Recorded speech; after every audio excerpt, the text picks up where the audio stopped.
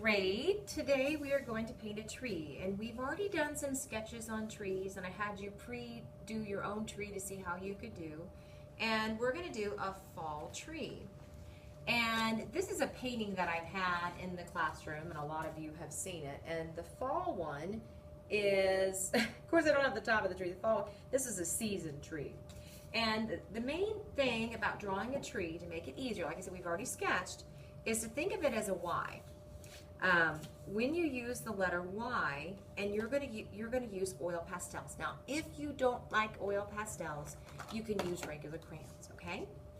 And we're going to also use watercolors with this. And I've already talked about how to use a paintbrush, and I'm going to show you the project. First thing we do is your paper is going to be straight up and down, okay, which is vertical. You're going to put your name on the bottom left with a pencil. And then we've already practiced, so I would like you not to use a pencil on this. I know it might be kind of difficult. You can choose black, you can choose brown. That's the two colors I would use for my tree. And you kind of want your Y to not take up the whole page because you want to have your branches be able to go out. Here's a couple that I've already drawn. Okay, if I have my Y come all the way up, then I won't be able to have my branches. So when I do this one with you right here, I'm going to have just a small Y. And like I said, draw it with your finger first if that helps you. So I have my small Y, and then with this Y, you want to make it thicker on both sides. Now it can come down on this side, and it also come down on this side. So that's what my Y looks like. I started with a Y in the center, and then I put the same parallel lines on each side of it. Now, when I'm going up, and the nice thing is you can color this in darker later, but I'm really doing this kind of light. And when you look at trees, they always get smaller. As the branches get up to the top, they should be getting smaller. Now, if I want to come back in here and add a branch, I can just add a small branch here. You decide how you want your fall tree to look.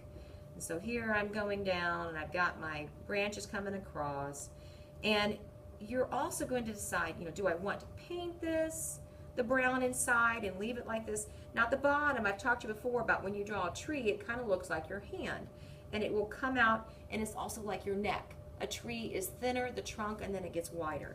So it's going out, okay, so it goes out on both sides. And then think about that curve there, curve line in, and it also kind of looks like a chicken's foot. And so there we have our tree. Now you want to have a background line. If you want to use green, another thing about using oil pastels, they might be dirty. So you have to have a scrap piece of paper right here beside me.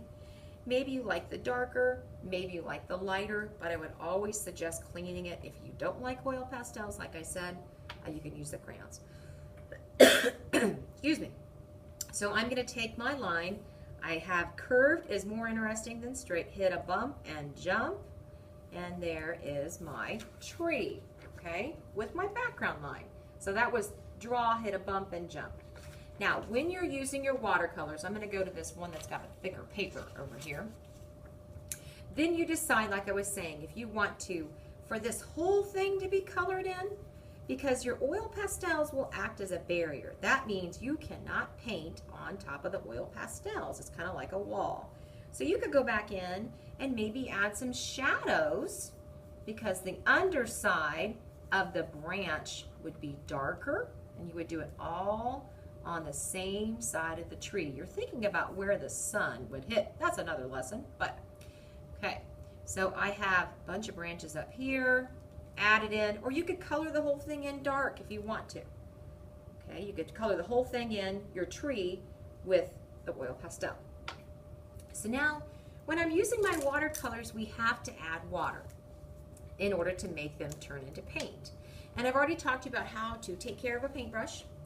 And I would use the delicate one. I would use the round paintbrush. I have all kinds of paintbrushes over here. And you really don't need a lot of water. Now, when I said this is a fall picture, I want you to think about when the leaves turn colors, what would they be? I would not suggest using brown or black. It really would ruin your picture. You would not see a purple leaf. Okay, I love purple, but I wouldn't use purple today. Unless it really makes you happy, go ahead. But these are the warm colors, and if you want to put a sunset in there, you can up in the top of the corner. These are the warm colors, which we've already talked about, and the cool colors. Now, this is your little dog bowl. Make sure that your paintbrush is clean before you get started. So I'm going to check it on the lip of this, dry it, paintbrush is clean, now I'm ready. Now, you can decide how you want it. Do you want little dots of leaves? Do you want little vibrant colors coming out? It's your choice. I'm going to start with orange, and I want you to see how I am just putting a little bit of paint on there. My hand is up top, so it's not on the barrel, it's not getting ruined. And these are brand new. I've never used this orange before. And I'm being very delicate like it is a ballerina slipper. And you're going to share with the person next to your shoulder buddy. And I kind of sometimes, oh, another thing. If you need to have another scrap piece of paper because oil pastels are messy. So you're going to want to set this over here so then you don't get it all over your arm, okay? And maybe you want to not have leaves. Maybe you want to have just lines. Or maybe you want to do leaves. It's totally up to you. I kind of like where it's coming out. And you can have like a vibrant, like a rainbow. This is your decision, but you do want to have fall colors. Okay, so here's different. I would use all my orange first. That's what I like to do. Now I'm going to go to the red. Put a little bit of paint on. Now this is if I had like lines coming off, kind of like a ray coming out. Or you could do little leaves. And leaves are in the shape of like teardrops. Or you could do little dots. You know, you can do whatever you want. Just fill this up with vibrant colors. And then you're going to come down to the bottom and you're going to paint your green. Now, when you are done, we always stop at the first timer, okay, when we paint so we have enough time to clean. Another thing I forgot to tell you. But first let me clean my paintbrush. I'm going to grab a hold of this smock, so I'll tell you in just a second.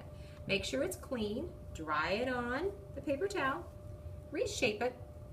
And they will go up in the cup, or you can set them right here until we're ready to clean them up. Now the paint smocks. I do not mind if you use these, and you could use them for the oil pastels too. I do not tie for you though. They go over your head, and they even fit me, so I know they'll fit you. And they go all the way around this way, around to the front. Do not tie it in a knot, please. And then they go on the hooks in the back when you're done. So my paints are all cleaned up. Leave them open so they can dry.